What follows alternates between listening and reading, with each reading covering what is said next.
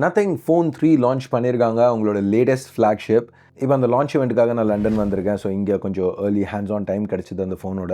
So இதுதான் என்னோடய first impressions. இப்போ டிசைன்னு வரையில் ஏற்கனவே லீக்ஸ்லாம் பார்த்துருக்கோம். ஒப்பீனியன்ஸ் ஏற்கனவே ஸ்ப்ளிட்டாக தான் இருக்குது.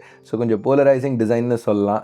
சில பேருக்கு அந்த transparent back updated camera layout பிடிச்சிருக்கு. பட் சிலருக்கு அது சுத்தமாக பிடிக்கல.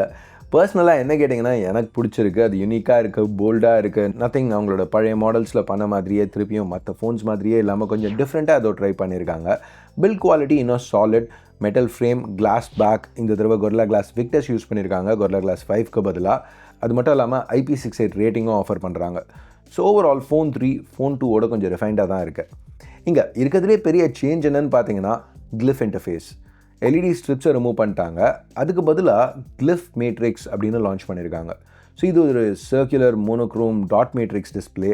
489 இண்டிவிஜுவலி கண்ட்ரோல்ட் LEDs இருக்குங்க.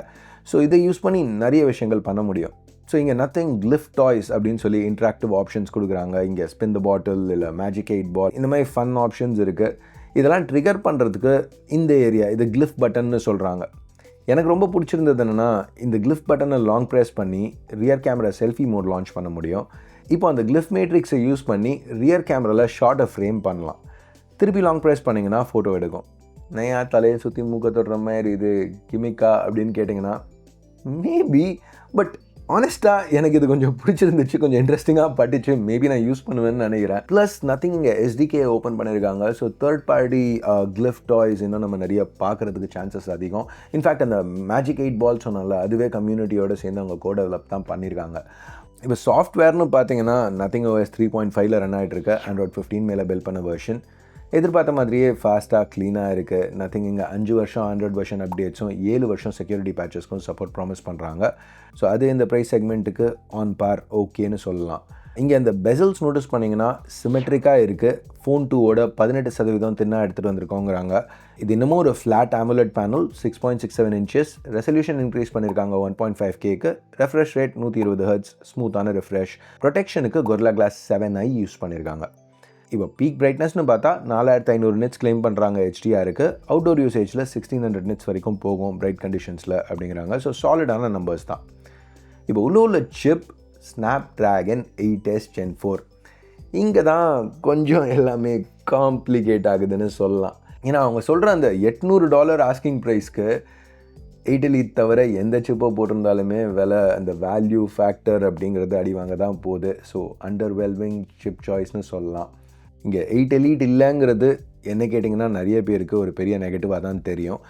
நத்திங் என்ன சொல்கிறாங்கன்னா நாங்கள் ஆப்டிமைஸ் பண்ணியிருக்கோம், எங்களுக்கு இங்கே தேவைப்பட்டதே 8s Gen 4 தான், எங்களுக்கு எந்த சிப் தேவைப்பட்டுச்சோ எங்கள் ஃப்ளாக்ஷிப்க்கு நாங்கள் கரெக்டான சிப்பை சூஸ் பண்ணியிருக்கோம் அப்படிங்கிறாங்க. மேபி இந்த ஃபோனை நான் இன்னும் டீட்டெயில்டாக யூஸ் பண்ணல, என்னோடய ரிவ்யூக்காக என் ரிவ்யூ யூனிட்டை நான் டெஸ்ட் பண்ணல, ஏதாவது நோட்டீஸ் பண்ணலாம். பட் என்ன கேட்டிங்கன்னா இந்த ப்ரைஸ் பாயிண்டில் 8 Elite தவிர எதுவாக இருந்தாலுமே அது நெகட்டிவாக தான் பார்க்க போகிறோம். அடுத்து கேமராஸ்னு பார்த்தா 4 50 மெகாபிக்சல் சென்சர், 3 பின்னாடி 1 செல்ஃபிக்கு. Main sensor 1/1.3 inches. ஸோ நல்லா பெரிய சென்சர்.